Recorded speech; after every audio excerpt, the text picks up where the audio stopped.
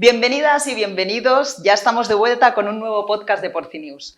Como bien sabéis, todos aquellos que nos escucháis, este es el espacio en el que nos citamos con los principales expertos y profesionales del sector porcino. El objetivo, conocer de primera mano los temas más relevantes del momento y que más os pueden interesar. Tenemos la misión de abarcar todos aquellos temas que vosotras y vosotros, las y los que nos escucháis, os afectan en el día a día.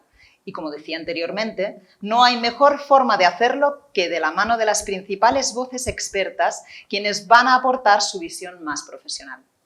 Hoy hemos venido hasta Moneix, donde tenemos una de las principales sedes del IRTA, para conversar con Toni Dalmau, investigador del Programa de Bienestar Animal, y con Juli Ramallo, investigador del Programa de Genética y Mejora Animal.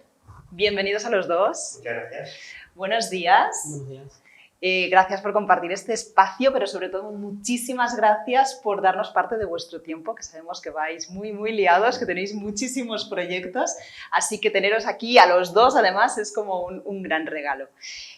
Mirad, uno de los motivos que nos ha traído hasta aquí es hablar de vuestros proyectos. Yo podría presentaros leyendo un extensísimo currículum que tenéis ambos, pero yo creo que es preferible si explicáis quiénes sois y sobre todo qué es lo que hacéis. Si quieres empezar tú, Toni, por ejemplo. Pues sí, mira, yo soy Toni Dalmau, yo me licencié en veterinaria ya hace unos años en la Autónoma de Barcelona en el año 2000 y después hice un doctorado que va muy orientado a entender cómo funciona el comportamiento de los animales. Hay que decir que yo entré en veterinaria, pero podría haber entrado en biología. Es decir, mi obsesión siempre ha sido entender cómo funcionan los animales, qué piensan, por qué hacen lo que hacen y por qué se comportan de la manera que se comportan. Entonces, cuando acabé veterinaria, hice un doctorado muy orientado en esa dirección y cuando acabé el doctorado, pues me incorporé en el IRTA y he intentado aplicar ese conocimiento aquí en el IRTA. Es decir, toda mi carrera investigadora, que ha sido puramente de bienestar animal, desde que el animal nace hasta que el animal muere, pues ha tenido como principal obsesión entender eso, entender al animal, saber qué necesita, cómo podemos dárselo y por qué se comporta como se comporta. Y en la línea en la que estamos trabajando pues con Juli en tema de microbiota, no deja de ser la evolución natural de todo este trabajo pues de los últimos, ya pues llevo 18 años en el IRTA, pues los últimos 20 años. Wow. Juli. Sí, mi nombre es Juli Ramallo, yo también estudié veterinaria en Cuba, en la Universidad de Granma. Cuando terminé la carrera tenía muchas inquietudes de seguir investigando y hice primero un máster y después un doctorado orientado a la mejora genética animal. El doctorado lo hice en la Universidad Autónoma. Cuando terminé me fui a Francia y hice una especie de un cambio. Ya en aquel momento se comenzaba a notar la importancia que tienen la microbiota sobre la salud de los animales y básicamente me moví de un doctorado en genética animal centrada en el hospedador hacia entender mejor cómo interaccionan los microorganismos con el hospedador para entender mejor estos procesos complejos. Y desde el 2017 regresé al IRTA y hemos comenzado a establecer esta línea de investigación en colaboración con Toni en esta dirección. Bueno, como podéis ver, me encuentro con la mejor compañía posible para hablar, además de microbioma. Vamos a hablar de ello. Si os parece, leo textualmente el titular de la nota de prensa que publicó el IRTA el pasado 27 de junio y dice: estudiar el microbioma intestinal de los cerdos para curar las enfermedades mentales humanas. ¡Wow! O sea, me parece espectacular como titular porque crea una gran expectativa, porque además estoy segura que muchos clickbait. Pero nos podríais explicar así brevemente, como introducción, en qué consiste, a qué se refiere exactamente. Pues mira, como dices, igual hablaremos con más detalles más adelante, porque Juli conoce mejor el funcionamiento del eje intestino-cerebro que no yo, pero la idea principal es muy sencilla. Tenemos una especie, que es el porcino, que es, si no la que más, de las que más se asemeja a la especie humana. Tenemos unos investigadores en humana que están trabajando temas de problemas neurológicos. Pensar que las enfermedades mentales y los problemas neurológicos hoy en día ya son uno de los principales problemas de salud humana y que están trabajando principalmente con ratones, con modelos basados en ratones. Y ellos mismos nos dicen que con los ratones tienen un problema y es que el cerebro del ratón no se parece al cerebro del ser humano en nada. Y en cambio, tenemos una especie muy próxima al ser humano, que es el porcino, en el que las similitudes en la estructura y en la forma de funcionar del cerebro con la especie humana es muy similar. Por otro lado, tenemos toda una línea de trabajo en humana también, que está viendo cómo las poblaciones microbianas, intestinales especialmente, están interaccionando con el organismo vivo, de acuerdo, una interacción que al final se basa mucho en metabolismo, al final, y tenemos también la certeza de que cuando hablamos de metabolismo y de similitudes metabólicas entre especies, el cerdo vuelve a ser una especie muy similar a la especie humana, y como ejemplo podemos poner pues, que se ha utilizado el cerdo para hacer trasplantes de hígado. ¿De acuerdo? El hígado es el gran órgano detoxificador del ser humano. Pues imagínate una especie que es capaz de generar un hígado que puede ser trasplantado al ser humano. ¿Qué te indica eso? La gran proximidad a nivel metabólico entre cómo funciona un cerdo y cómo funciona un ser humano. Por tanto, tenemos dos cosas que nos acercan mucho a lo que es esta relación humano y cerdos. El cerebro, la estructura, la forma de trabajar del cerebro y toda la parte metabólica. Por tanto, es casi una forma natural de asociar las dos especies, ¿de acuerdo? Lo que nos hemos encontrado en estos proyectos que, bueno, ya Yuri también nos explicará con más detalle. Bueno, yo si os parece, porque has dicho muchísimas cosas interesantes, vamos a ir desgranando una a una. Has hablado del eje intestino-pulmón, intestino-cerebro, es algo de lo que habláis mucho los investigadores, los veterinarios también, y además empezamos a relacionarlo incluso con la aparición de ciertas patogenias. No sé si nos podríais contar, para alguien que no esté tan habituado a este tipo de vocabulario, en qué consiste ese eje, ¿no? Ese eje intestino-pulmón, intestino-cerebro, y sobre todo si también se nos da en los humanos, si no es una cosa meramente animal. Sí. La terminología parece reciente, pero lo cierto es que desde hace mucho tiempo esto se puede intuir incluso sin evidencias científicas. Hipócrates ya hablaba de que la salud comienza en el intestino, básicamente, o sea, ya te daba a entender la relación que hay entre la salud intestinal y la salud sistémica. Seguramente todos los que nos están escuchando alguna vez en su vida habéis experimentado las mariposas en el estómago o frente a una situación, un estado de ansiedad o una situación muy estresante, un malestar digestivo relacionado con esto. Esto ya nos da algunas pistas de que evidentemente hay una conexión. Ahora, cuando hablamos del eje, nos estamos refiriendo a un mecanismo complejo que es bidireccional. Y en el caso particular del eje intestino-cerebro, y yo voy a añadir un componente microbiota intestino-cerebro, estamos hablando de la interacción bidireccional que ocurre entre el sistema nervioso central y el sistema digestivo. Quizás os estéis preguntando cómo es posible, cómo ocurre esto, qué mecanismos hay. A día de hoy se conoce que existen varias rutas metabólicas que son las encargadas de favorecer esta comunicación bidireccional. Una muy importante es el sistema nervioso entérico, que sepáis que en los intestinos tenemos muchas neuronas y células gliales que son importantes para la comunicación. Especial atención merece también en esta comunicación el nervio vago, que el nervio vago pues, facilita directamente la comunicación. Inicialmente se estudiaba sobre todo en procesos relacionados con el control del apetito y determinados procesos muy específicos del sistema digestivo, pero a día de hoy sabemos que está involucrado en muchos más procesos.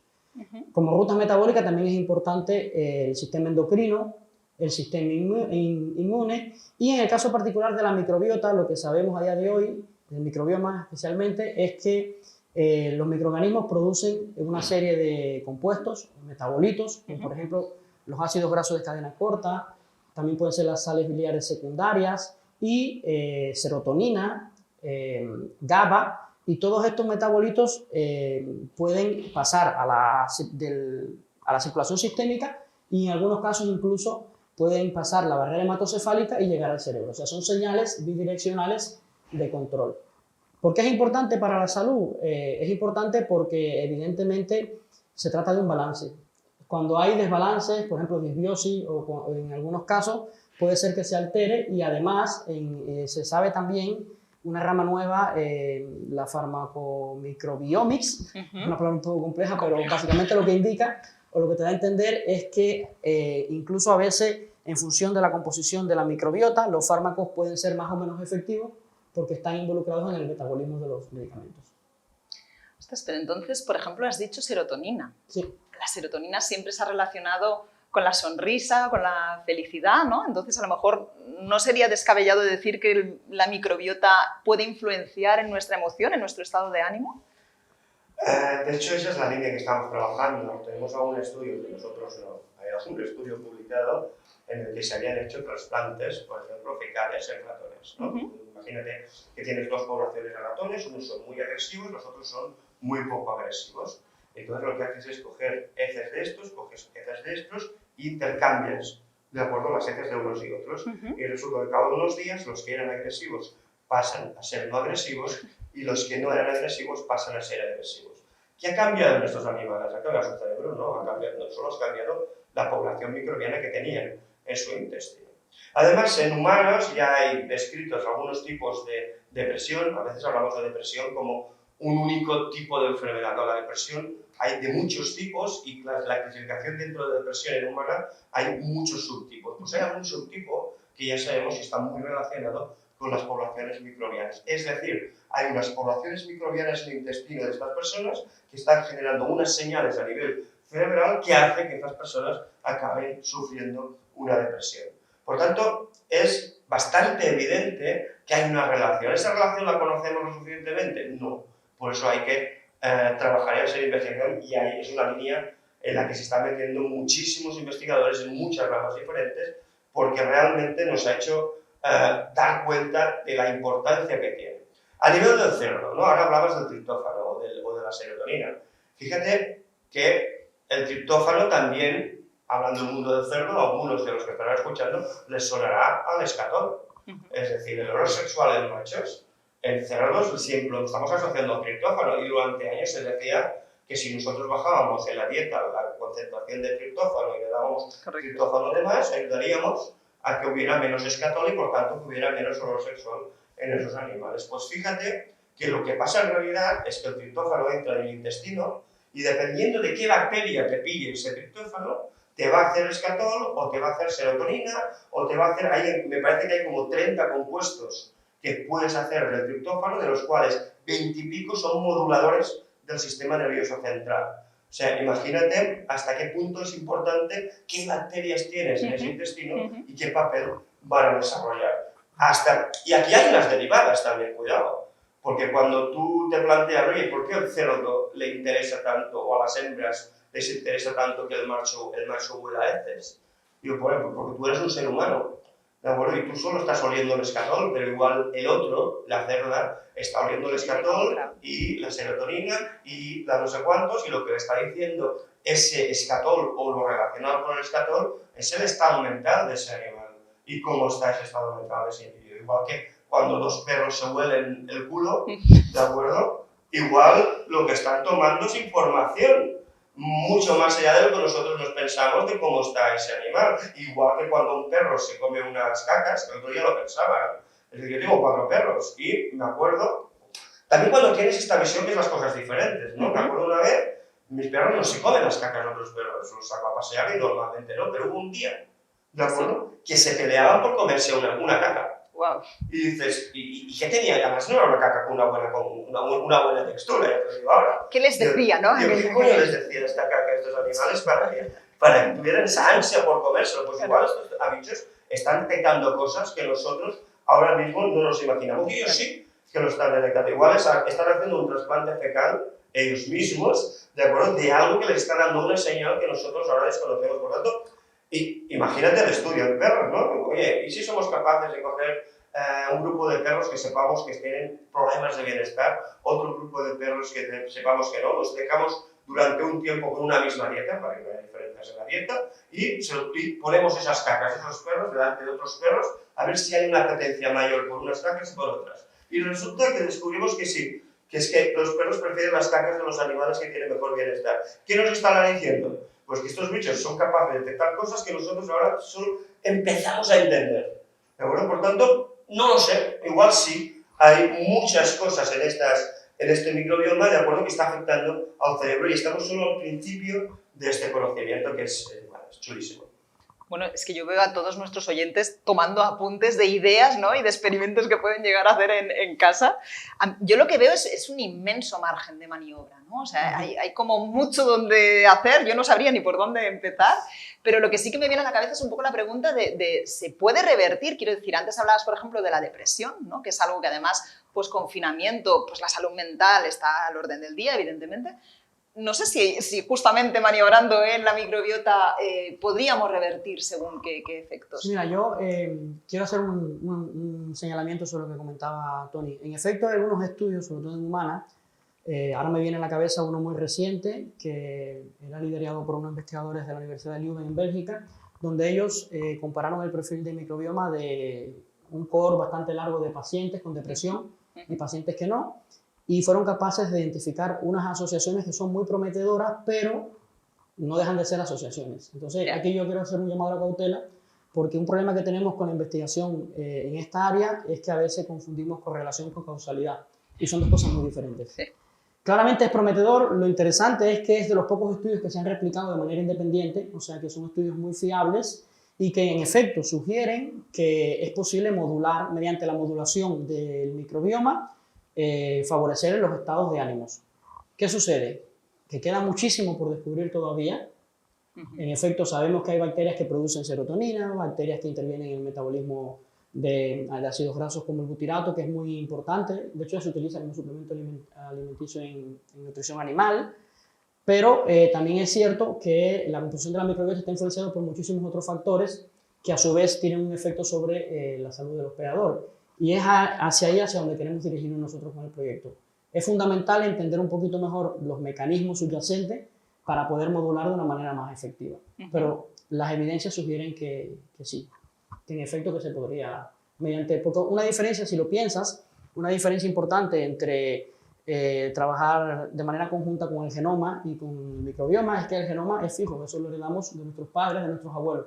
Pero el microbioma, a pesar de que hay un componente que parece ser heredable, lo cierto es que tiene la posibilidad de que se puede modular a favor de lo que nos interese. Por ejemplo, a favor de animales que tengan un mejor crecimiento, a favor de comunidades bacterianas que tengan un efecto positivo sobre el carácter de interés, pero para eso hay que conocerlo. Y es precisamente, insisto, hacia donde queremos ir con los proyectos que tenemos actualmente. No, es que se me ocurren 1000 preguntas, o sea, incluso cómo la dieta, evidentemente, aparte de la parte genética, cómo nos podría afectar, cómo puede llegar a afectar a lo mejor en la personalidad de las diferentes culturas en función, ¿no? de la dieta que tienen, o sea, hay allí un mundo amplísimo.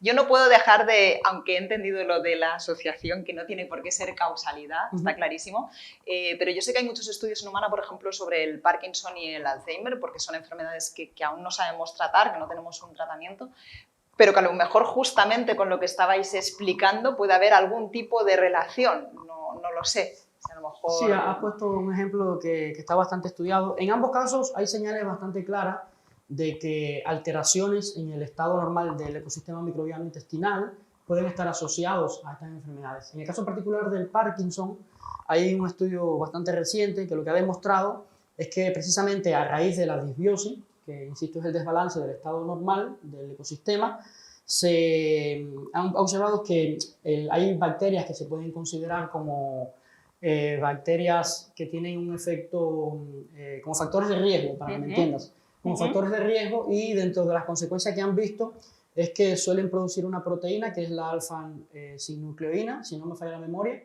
y esta proteína se acumula en el cerebro de pacientes con Parkinson. Pero, insisto de nuevo, Parkinson es una enfermedad muy compleja, determinada por muchísimos factores.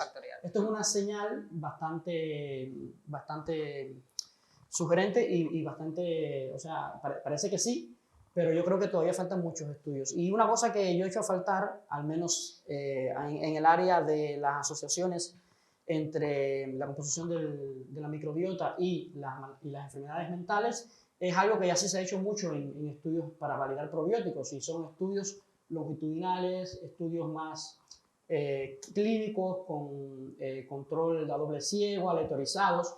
A día de hoy no hay demasiados estudios de este tipo, pero sí hay evidencias que sugieren que en efecto, que como bien decía Tony hace un rato, existen bacterias que producen ciertos metabolitos, y estos metabolitos al interaccionar con el hospedador pues pueden girar la balanza hacia un lado o hacia el otro. No, y totalmente, y reivindicar un poco el cerdo precisamente como modelo, ¿no? de estudio para aproximarnos Sí, a mira, la salud disculpa, me humana. recuerdo de algo. Una cosa que es importante porque me preguntaba si en humanos pasa de manera similar, y eso creo que no te lo respondí, pero ahora con esto que has dicho me recuerdo de algo. Pasa de manera similar, de hecho casi todos estos estudios son en especies modelos o en humanos, pero una cosa que es diferente y que reivindica el valor del cerdo como modelo es que en humanos hay muchos factores ambientales que no podemos controlar en un diseño experimental, y en cerdo sí, y por consecuencia, si tú eres capaz de aislar esos factores ambientales y tener un diseño muy bien controlado, eres capaz quizás de entender mejor si realmente la relación se debe o no al efecto de la dieta, al efecto al efecto de que son animales que están en una determinada condiciones ambientales, que en humanos es muy complicado por la diversidad de los estudios. Y esto reivindica efectivamente el valor del cerdo como modelo, como un biomodelo para estudiar estos humanos. Y uno de los importantes es la alimentación. Es decir, al final nosotros tenemos, mira que aquí estamos en una granja de porcino, tenemos aquí detrás hay para 400 cerdos. Pues estos 400 cerdos pueden estar comiendo la misma dieta. Y lo que vimos en estudios previos, que animales estaban comiendo la misma dieta, dependiendo de las condiciones de manejo que habían tenido, tenían diferentes poblaciones microbianas en el intestino.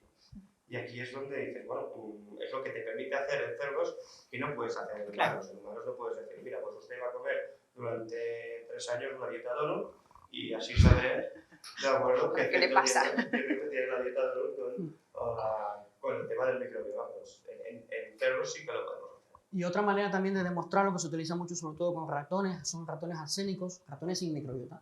Al no tener microbiota, es como un ratón en una burbuja, para que me entiendas.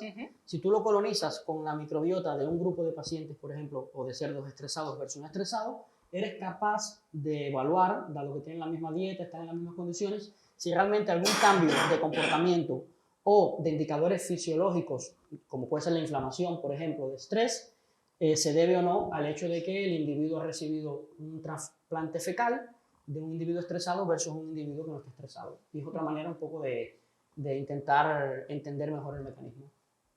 Habla de ratones axénicos porque lo acabamos de hacer. Sí, lo estamos haciendo actualmente. Sí, dentro de la línea, lo ideal sería tener cerdos axénicos, que no los tenemos, pero tenemos los ratones y los hemos utilizado. Por eso está lo tengo muy fresco. Bueno, es que yo no sé si los espectadores y oyentes está traspasando esta pasión que me está llegando a mí. Yo estoy a punto de darles mi currículum y trabajar con ellos ya, porque están cogiendo unas ganas de estudiar bichitos alucinante. El proyecto de la microbiota no es un solo proyecto, es un conjunto de proyectos. Yo los estuve mirando un poco por encima, porque como pensamos en cerdo, ¿no? Pues tienes a husmear y a ver qué encuentras. Me llamó mucho la atención el proyecto PicBiota. Sí, PicBiota es el primer proyecto, ¿sabes? PicBiota es el acrónimo, ¿de acuerdo? PicBiota tiene 3 hijos, que de hecho están los 3 en marcha, que es fijaos los nombres también, porque al final el PicBiota dio lugar al PicHaywood, dio lugar al Good Brain y al Mood Gut, que al final todo va en la misma dirección, ¿no? En ese eje intestino-cerebro. El PicBiota, al final, el gran objetivo del PicBiota era ver cómo con la microbiota intestinal o entendiendo la microbiota intestinal podíamos tener animales más rústicos, que crecieran mejor, ¿de acuerdo? Y mejor adaptados al entorno. Y ahí es donde se junta un genetista con un estudioso del bienestar animal. Es decir, a mí me interesa tener animales lo mejor adaptados al entorno para que sufran menos estrés, ¿de acuerdo? Y a lo que le interesa pues, es tener una buena línea genética que crezca bien y que sea lo más eficiente posible, ¿no? Y ahí nace PicBiota. Lo curioso del PicBiota es que lo que hicimos es, pusimos los cerdos aquí, en esta granja, con 2 tratamientos diferentes. Uno tenía más espacio, los otros tenían menos, y a unos no los mezclábamos y a los que tenían menos espacio los mezclábamos 2 veces durante el engorde. Es decir, a esto lo llamamos estrés, que es un estrés muy moderado, somos grupo de bienestar animal, por tanto nuestro estrés siempre es moderado, y el otro era un grupo control en el que teníamos las condiciones un poquito mejor. Pues resulta que hicimos todo un set de test de comportamiento, uno de los cuales es el sesgo cognitivo, que nos dice hasta qué punto el animal es más optimista o más pesimista. Y esto cómo lo sabes. Mira, esto es muy sencillo. O sea, el test consiste en que tú entrenas a un cerdo, lo entras en una sala y le dices, mira, cuando la comedera esté en el lado izquierdo, te voy a pegar un susto, ¿no? Voy a coger una manguera de alta presión, voy a disparar en el suelo y te voy a echar rápidamente del corral. De tal manera que te va a dar miedo acercarte allí porque tendrás una mala experiencia. Y en cambio, cuando esté en el lado derecho, se va a abrir una puerta y vas a tener lo que quieres, manzanas, con chocolate, con lo que más te guste. ¿Vale? Con lo cual, a cabo de unos días, los animales están entrenados y resulta que entran en la sala y cuando ven que está en la izquierda, pasan olímpicamente de ir para allá y cuando están en la derecha van corriendo a recoger su premio. Cuando esto ocurre, los tienes entrenados para estímulo positivo y para estímulo negativo, para estímulo positivo. Vas cambiando, de un cerdo a otro, a uno se pones el positivo en un lado y nosotros en el otro para evitar efectos de lateralidad. Vale, pues el día del test lo que hacen es poner la comedera en el centro. ¿De acuerdo? Por lo tanto, de tal manera que el animal tendrá dos opciones, ser optimista y pensar que podrá comer lo que le gusta, o ser más pesimista, más precavido y decir no, que me van a dar un susto. Y eso además es muy fácil de cuantificar porque tienes un crono. ¿De cuánto tiempo tarda este animal en acercarse a la comedera del centro? Pues la cuestión es que vimos que la población de animales que estaban en situación control eran más rápidos acercándose a esto que los animales que habían tenido unas condiciones de más estrés a lo largo de su vida. Y después viene Juliaksis, hace su estudio de microbiota y dice, cuidado, porque las poblaciones microbianas de unos y otros también son diferentes. Y hay unas poblaciones muy concretas, ¿de acuerdo?, que además en algunos estudios de humana ya salen como indicadores de problemas de estrés mental, ¿de acuerdo?, que las estamos viendo más en las poblaciones de estos animales más estresados. Y además estamos viendo otras poblaciones, de acuerdo, que en humana están asociados con condiciones de buen bienestar, que las estamos viendo con mayor frecuencia en estos cerdos que estaban en condiciones control. Y dice, bueno, pues esta es una línea que tenemos que seguir trabajando. ¿Qué hacemos? Pues hacemos un segundo proyecto, que es el Good Brain, ¿de acuerdo?, que lo que intenta es, vamos a identificar estas poblaciones. O sea, el gran objetivo del Good Brain es ir a buscar específicamente esas poblaciones. ¿Con qué idea? Con la idea de tener algún día algún kit que sirva para diagnosticar. Es decir, oiga, ¿usted cómo tiene sus cerdos? Pues, y después, lógicamente, llevarlo a otras especies, ¿no? Pero, ¿cómo tiene sus cerdos? Mira, pues le voy a poner un kit a las heces de sus animales y si detectamos este microorganismo, significa que tiene usted los animales en estrés. Y si no, significa que los animales no los tienen. Ese es el gran objetivo del Good Brain.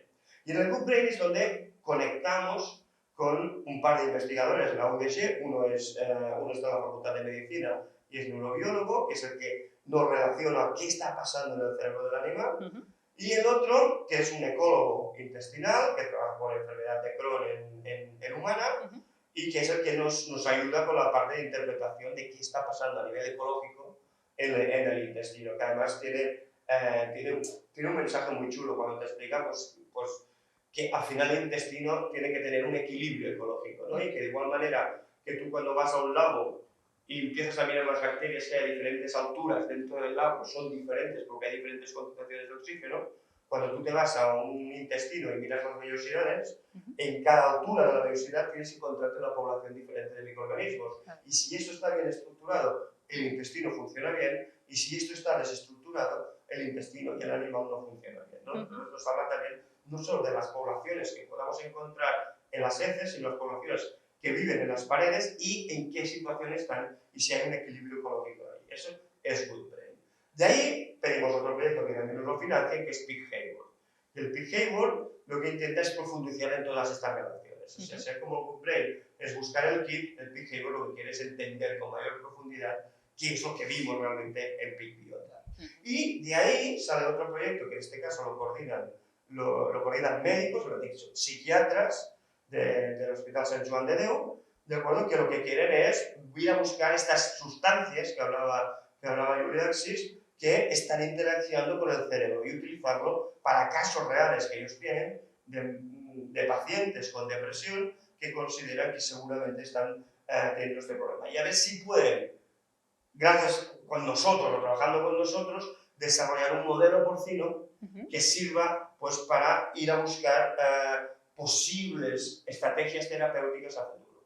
¿De acuerdo? Entonces nosotros al principio estamos aquí poniendo un cerdo ya no solo para entenderlo nosotros, sino para ver si puede ser el modelo para que cara a futuro intentar testar algún tipo de estrategias terapéuticas en estas enfermedades mentales que están relacionadas con el eje intestino-cerebro.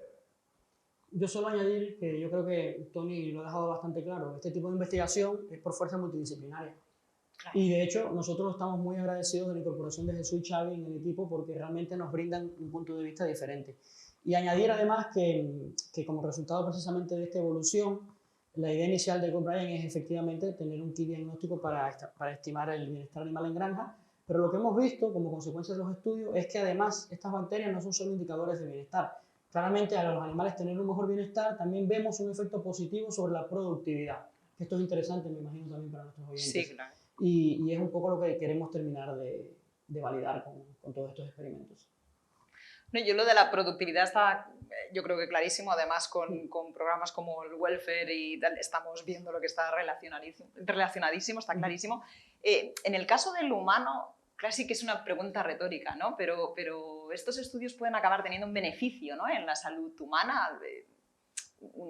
Ahí sí que sería una causalidad clara, ¿no?, si encontramos que hay una relación y que además podemos mejorar, podemos avanzar en ese aspecto. Yo creo que esto es un campo es un campo bastante nuevo y insisto, es importante poder entender bien los mecanismos. Yo creo que una de las contribuciones que podemos hacer nosotros es precisamente contribuir a entender mejor el mecanismo mediante la utilización del cerdo como biomodelo. Todo lo que sea profundizar en los mecanismos de acción es beneficioso per se, ¿sabes? Y si además somos capaces de testar o de validar estas poblaciones, yo quiero ser optimista, naturalmente soy optimista, pero en este caso más, y pensar que podemos contribuir. Queda muchísimo camino, eso sí, pero bueno, lo estamos afrontando con muchísima ilusión porque es un tema que realmente nos apasiona y bastante bien acompañados, evidentemente porque insisto, sin la colaboración de nuestros colegas realmente no podríamos hacer este tipo de investigación. Bueno, pues es la riqueza, ¿no?, de ese equipo multidisciplinar. Yo quería haceros una última pregunta y un poco como curiosidad. Sí. Yo creo que todos hemos oído hablar de los probióticos y de los prebióticos, que además los consumimos, que los utilizamos también, por ejemplo, en la nutrición de nuestros cerdos. Pero, ¿qué son los posbióticos? Muy bien. Mira, si tú lo googleas en internet, seguramente te saldrán muchas definiciones. Justo hace 2 años, la Asociación Científica Internacional de Prebióticos y Probióticos, porque que sepas que hay una institución que es la que regula estas definiciones y demás, acaba de sacar una definición que creo que es la más actual, si no estoy equivocado, y ellos lo definen como una mezcla heterogénea de productos, de compuestos de microorganismos, no microorganismos vivos, Aquí quiero diferenciar lo que es un posbiótico de un probiótico, y sus compuestos, entiéndase metabolitos, entiéndase productos del metabolismo microbiano.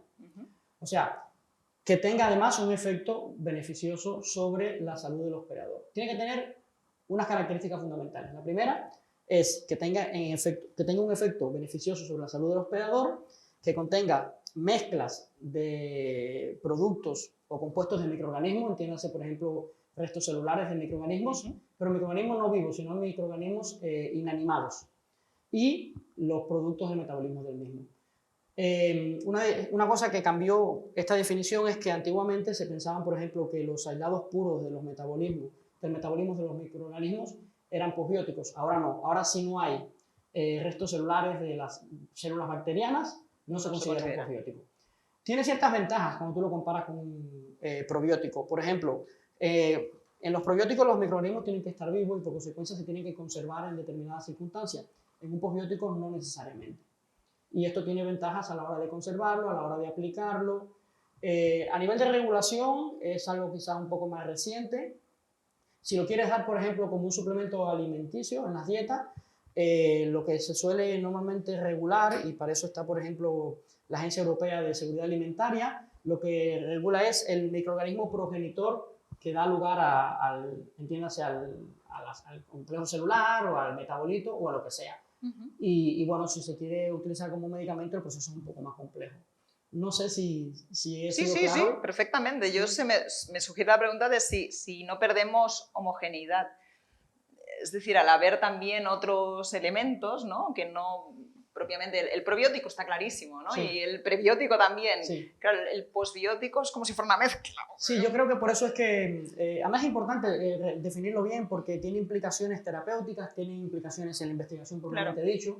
Y yo creo que es por eso que la ISAP, que es como se llama por sus siglas en inglés, se dio la tarea de intentar estandarizarlo, porque realmente es muy importante. Por ejemplo, si hay microorganismos vivos ya no se puede considerar un posbiótico, ¿sabes? Si son, insisto, metabolitos purificados, no se considera un posbiótico. Una vacuna no es un posbiótico tampoco. Vale. Para que me entiendas un poco, para que veas la diferencia. Se entiende en el sentido de que está la palabra bio. Entonces, la palabra bio tiene que contener una parte de lo que era el animal vivo. Como, pero no queremos el animal vivo, no queremos el microorganismo vivo, porque para eso ya tenemos los probióticos. Exactamente, sí. Entonces se entiende el concepto este de vamos a meter de aquí todo aquello que contenga una parte de la pared celular de ese animal vivo. Pero no vamos a meter aquí un compuesto que tú puedes generar de cualquier forma química, ¿de acuerdo? Porque es el compuesto que genera también una bacteria. Eso no es otra cosa, ¿de acuerdo? Estás poniendo un elemento activo, sí, pero es otra cosa, no es un bio, no tiene nada que ver con un compuesto bio. Y si alguien se está preguntando algún ejemplo, hay muchísimos ejemplos, sobre todo para tratamiento de trastornos digestivos, y un ejemplo que, bueno, a los que somos padres nos toca de cerca también en algunos casos, es en los sustitutos de fórmulas lácteas, se utilizan muchísimo en pediatría, los probióticos. Y sí, creo que eso es un poco lo que los caracteriza fundamentalmente y lo diferencia de un probiótico.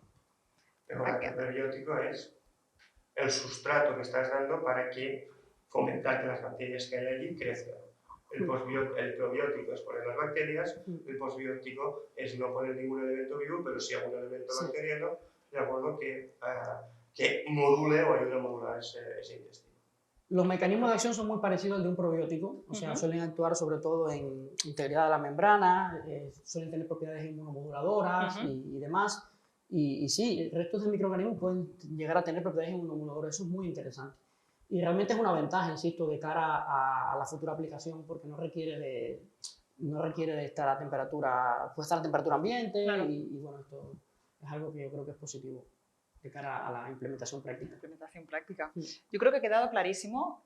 Yo creo que sois un equipo que está dirigido para el éxito, porque solo hay que ver cómo os complementáis, ¿no?, a la hora de dar las respuestas. Yo creo que lo vamos a tener que dejar aquí, sintiéndolo muchísimo porque está siendo súper interesante. Agradeceros una vez más vuestro tiempo, vuestra pedagogía, vuestra capacidad de transmitirnos estas cosas tan complejas que parece que hasta nosotros esté a nuestro abasto. Muchísimas gracias, ha sido un verdadero placer. Gracias a vosotros. Gracias a vosotros. Y bueno, os esperamos aquí para que nos vayáis contando todas las novedades y todos los éxitos que vayáis logrando, que estoy seguro que vendrán. Muchas gracias. Muchas gracias.